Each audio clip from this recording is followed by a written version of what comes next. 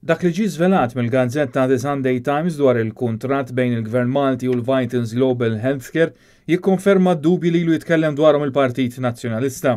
Fis-starija l-Partit Nazzjonalista qal li l-Gvern għandu jieqaf jaħbi u jwieġeb għal mistoqsijiet li qed isiru. Sal-lum konna nafu li l-Gvern ta' konċessjoni ta' 3 sptarijiet tal-poplu, Kering Grek, San Luqa u l-Isptar Ġenerali ta' Għawdex, li l-kumpanija barranija u misterjuża li l-beneficjarji tagħha ma nafux min huma. Illum ġie żvelat li l-kontenut ta' dawn it-3 sptarijiet, inkluż l-apparat mediku, ġie mibjuħ lil din il-kumpanija misterjuża għas-somma skandaluża ta' euro wieħed biss. Il-Partit Nazzjonalista qal li dan il-fatt kien moħbim mill-poplu Malti billi ġie ngassat bl-iswed meta l-Gvern ippubblika l-kuntratt. Illum sir nafu wkoll li VGH naqset milli tonora l-obbligi kontrattwali tagħha wara inqas minn sentejn topera dawn l-isptarijiet. Dawn l-obbligi wkoll kienu ngassati bl-iswed meta l-Gvern ippubblika l-kuntratt.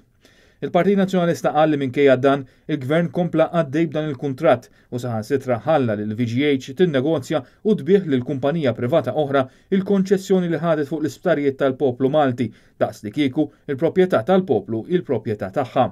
Il-Partit Nazzjonalista bħal nies hemm barra għadu qed jistaqsi x'se jagħmel il-Gvern issa li nkixef li d-deal skandalus li daħal għalih ma' kumpanija li ħadd ma jaf min huma s-sidin tagħha falla.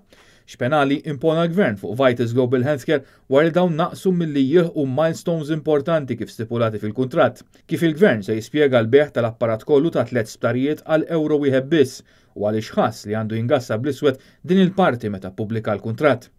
U kemm laħqu ħadu flus il-Vitals dawn is-sentej li għamlu suppost imexxu l-isptarijiet u kemm minn dawn il-flus se jkupra minnhom il-Gvern. U la darba l-ftehim m'għadux fis-seħħ jekk il-Gvern hux lest jippubblika l-kuntratt kollu ma' VGH mingħajr ħabi u ċensuri bil-linji suwed. Il-Partit Nazzjonalista reġa' stqarr li jinsab imħasseb dan il-każ xempju ta' nuqqas ta' trasparenza u nuqqas ta' governanza tajba. Il-poplu Malti jesiġi tweġibiet ċari u mingħajr ħabi ittemm l-istqarrija.